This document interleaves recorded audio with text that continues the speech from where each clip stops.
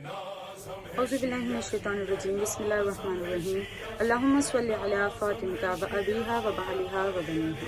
ناظرین السلام علیکم ورحمۃ اللہ وبرکاتہ۔ امید کرتے ہیں آپ سب خیریت سے ہوں گے انشاءاللہ۔ ناظرین، یہ جو ویڈیو آپ تک وائرل ہو رہا ہے، آپ تک پہنچ رہا ہے، یہ بہت ہی خاص ہے اس وجہ سے کیونکہ مسلسل ہم کچھ دنوں سے دیکھ رہے ہیں کہ پاکستان کے ایک قریے میں یعنی ایک شہر میں پارا چنار میں بہت زیادہ بمباری ہو رہی ہے، مظلوموں کے ساتھ اس طرح پیش آیا جا رہا ہے کہ کبھی کسی کا گلا کاٹا جا رہا ہے، یعنی یہ کہہ دیا جائے کہ ایک کربلا دوبارہ سجائی جا رہی ہے۔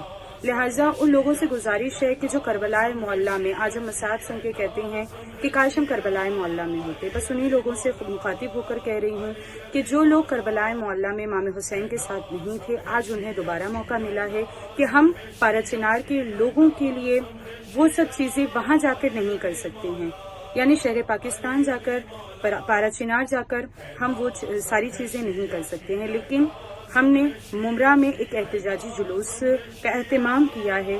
انشاءاللہ 1 دسمبر سنڈے کے دن 7 بجے محمدی امام بارگاہ آنند کولی واڑہ سے امبیڈکر نگر چوک ممرہ پولیس اسٹیشن تک یہ احتجاجی جلوس جائے گا۔